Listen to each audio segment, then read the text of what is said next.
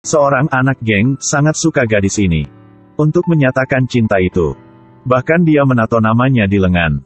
Dia memukul kakaknya. Meskipun dipukul, dia juga tanpa suara.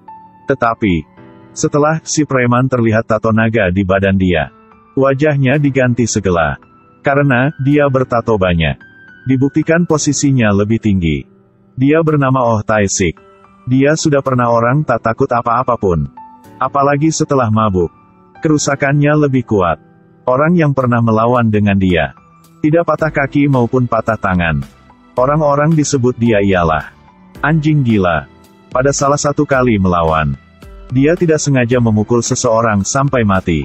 Setelah itu, dia harus dipenjara selama 10 tahun. Tae-sik bertobat setiap hari di penjara. Ibu orang yang dipukul sampai mati datang untuk mengunjunginya. Ibu orang itu menyadari dia sebenarnya adalah orang yang baik hati. Tidak hanya mengadopsinya, tetapi juga memberinya sebuah buku untuk dia menulis semua hal yang baik. Kata-kata dari ibu terukir di hatimu. Karena Belum pernah mengetahui rasaan keintiman di keluarga. Seteta tinggal 10 tahun di penjara. Akhirnya, Tae-sik sudah lupa semua yang terjadi pada masa yang lalu. Dia menulis beberapa yang dia akan dilakukan di buku kecil. Bahkan itu kecil seperti makan sebuah persik. Setelah makan, dia akan menandai garis miring di buku catatan. Sudah 10 tahun terpisah dari dunia. Semuanya di mata dia menjadi baru. Ketika mandi, melihat lemari modern di depan mata, dia sangat menarik dengan kunci elektronik. Staf datang, memarahi dengan dia.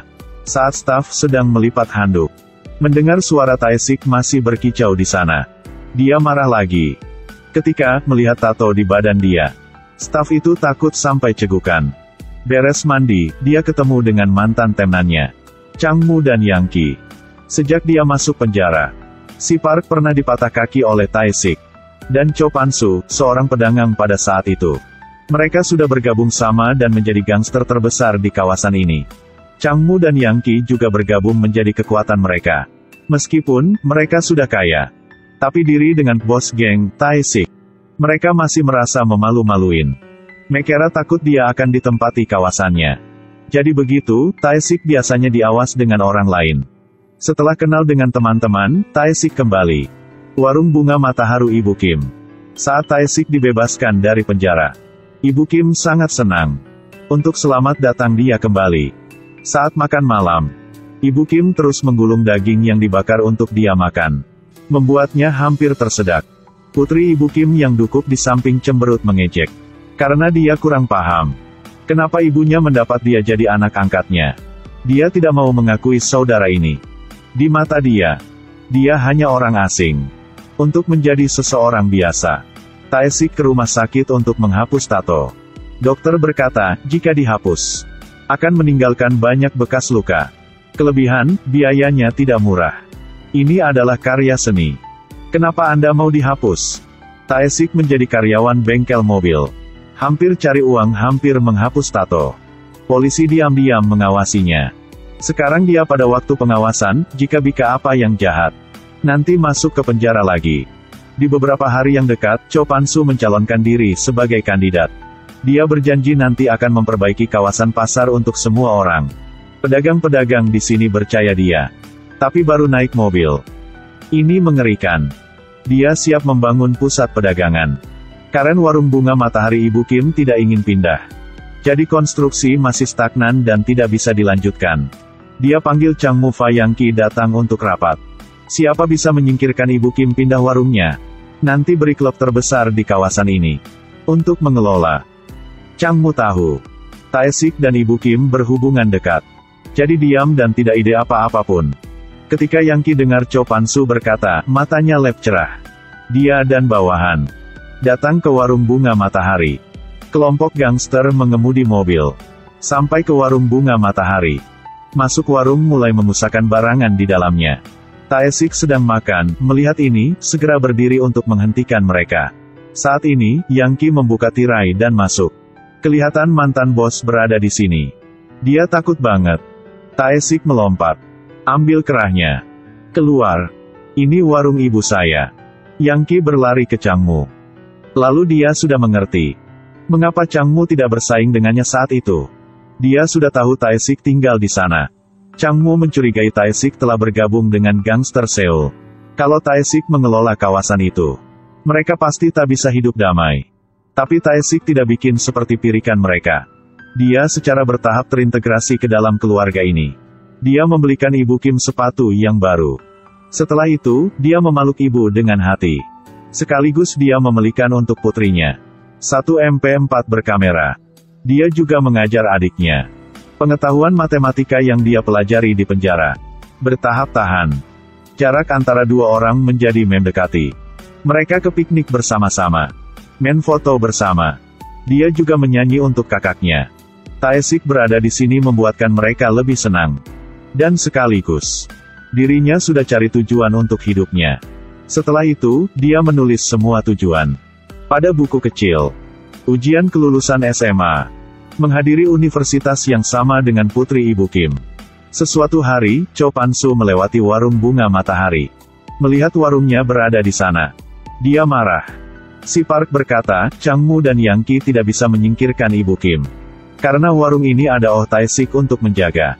Cho Pan-soo dengar dan marah. Dia ialah raja di kawasan ini. Dia mencari Changmu dan Yang Ki. Tidak peduli kedua Anda memakai cara apa. Harus menyingkirkan rumah Ibu Kim kepindahan. Malam itu, si Park ketemu Tae-sik. Memberitahunya alur dari Cho Pan-soo. Setelah kasih menasihatinya, lebih baik dia mengantar keluarga pindah ke tempat yang lain. Jika tidak, dia dan keluarganya bermasalah. Tidak beruntung, saat dua orang ketemu, bawahan Changmu sudah dilihat. Setelah diketahui cerita ini, Changmu langsung pergi untuk ketemu Yang Ki. Dia pikir Cho Pan-soo bahwa berencana untuk memberikan klub itu si Park akan dikelola. Dua orang memutuskan kerjasama. Changmu berurusan dengan Tae-sik. Sedangkan Yang Ki menangani warung bunga matahari. Pada hari kebesokan, Tae-sik pergi kerja. Yang Ki ke warung bunga matahari untuk mengganggu. Mereka menghancurkan warungnya. Ibu Kim menjaga dan didorong jatuh oleh mereka. Polisi mengawasan dari jarak jauh dan terlihatnya. Oh tahun, saya benci ini. Nunggu sebentar lagi. Putri Ibu Kim melihat warungnya dihancur. Jadi tidak banyak kata. Segala, ambil MP4 memukul Yang Ki. Setelah dia berlari ke warung bengkel mobil untuk memanggil Tae-sik kembali rumah. Tae-sik sampai. Melihat di rumahnya hancur. Changmu kerjasama dengan polisi. Memanggil bawahan-bawahan ke bengkel mobil yang Tae-sik kerja untuk diganggu. Tambahkan sayap ke mobil saya, cepat ya. Maaf. Kami tak bisa bikin ya. Mereka ingin Tae-sik marah untuk memaksanya melawan. Dan memasuknya ke penjara satu kali lagi. Tidak terduga. Sekarang, Tae-sik ingin menjadi orang yang baik. Bahkan karena dia, tuan bengkel mobil juga terlibat. Tae-sik sudah berkata bahwa dia tak melawan akan pasti tak melawan. Dia dipukul sampai seluruh badannya berdarah. Dan di depan tuannya. Untuk menjaga. Baru saja dipukuli di siang hari. Bahkan sampai malam, dia juga tak bisa istirahat. Anak geng di sekolah menyukai putri Ibu Kim. Ketika dia mendengar bahwa dia dipukuli, dia datang untuk tertawa. Setelah itu, ulangi. Kisah dia membunuh anak Ibu Kim sudah 10 tahun yang lalu. Pada waktu itu, putrinya mendengar kisah ini. Kematian kakaknya, dia tidak mengetahui apapun. Orang yang dibunuh kakaknya. Sekarang orang itu menjadi saudara angkat, itulah penghinaan. Dia mengatasi keterkejutan ini dengan cepat. Di matanya, saudara kandung adalah anak nakal dan tidak baik. Seluruh hari hanya minta uang dari ibunya. Kalau tidak memberi uang, dia akan memukul ibunya. Dia lebih benci kakaknya. Setelah itu, dia memanggil Tae-sik ialah kakak dan mengampuninya. Keesokan harinya, Ibu Kim pergi ke Cho Pan-soo. Ibu menggunakan buku harian untuk mengintimidasinya. Anaknya pada tahun itu dipaksa oleh Cho Pan-soo untuk memukul Oh Tae-sik. Akhirnya, satu orang mati, satu orang masuk penjara. Tidak ada yang tersisa untuk bersaksi. Tetapi anaknya memiliki kebiasaan menulis buku harian. Di buku harian sudah menulis kisah ini. Tetapi dia tidak tahu bahwa buku harian ini sudah merugikan seluruh keluarganya. Keesokan harinya, putrinya pergi ke sekolah dan mematahkan kepala dengan batu bata. Ibu Kim pergi ke rumah sakit. Melihat putrinya dalam keadaan koma dan menyalahkan diri. Seorang yang kecil seperti ibu. Bagaimana Anda bisa menolak dengan bos gangster? Ibu memutuskan menjual warung bunga matahari. Malam, Tae-sik menurut Ibu Kim datang ke tempat Cho Pan-su untuk bicara dengannya. Cho Pan-su tertawa, ingin pergi juga bisa. Tapi harus ketinggalan satu lengannya. Untuk menjaga keluarganya. Tae-sik tanpa ragu-ragu setuju dengan permintaan ini. Untunglah, si Park sudah lembut. Tendonnya tidak patah, hanya terluka aja. Buku harian di tangan Ibu Kim. Ancaman mutlak bagi Cho Pan-su. Oleh karena itu, dia memintakan Changmu pergi ke rumah dan membunuh Ibu Kim.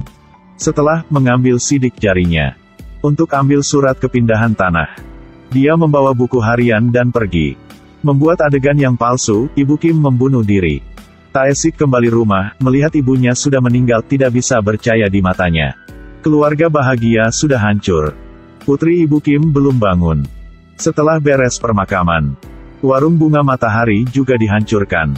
Ketika Tae-sik sedang membersihkan barang-barang, terlihat anting-anting Changmu jatuh di lantai. Dia sudah paham, Ibu Kim bukan membunuh diri. Setelah itu, dia pergi ke rumah sakit untuk mengunjungi putri Ibu Kim. Di mimpi, dia memanggil kakaknya, membuatkan hatinya hancur. Akhirnya, dia tidak bisa diam-diam lagi. Dia memasuki ke kawasan Cho Pan-su. Hari ini juga hari mereka mentransfer hak bisnis klub. Tae-sik menuangkan bensin ke pintu dan membakarnya. Setelah memblokir satu-satunya jalan keluar, dia mulai membunuh mereka. Setiap pukulannya mengenai para penyerang. Kemarahannya membuatnya bersuara seperti anjing gila. Tapi dirinya tidak bisa melawan dengan banyak orang. Menurutnya, itu benar-benar penghinaan. Meskipun, dipukulnya banyak kali. Tapi dia tak merasa sakit. Ini seperti perjuangan dari anjing gila. Kekuatan dirinya sepenuhnya dilepaskan. Dia membunuh Changmu dan Yang Qi. Cho Pan-su melihat mesin pembunuh di depannya. Keringatnya keluar seperti mandi. Akhirnya dia terpojok. Dan dibunuh oleh Oh Tae-sik. Tae-sik diri antara laut api. Akhirnya, dia sudah membalas dendam untuk keluarga yang dicintainya. Orang-orang dikatakan bahwa memutar kepala adalah pantai.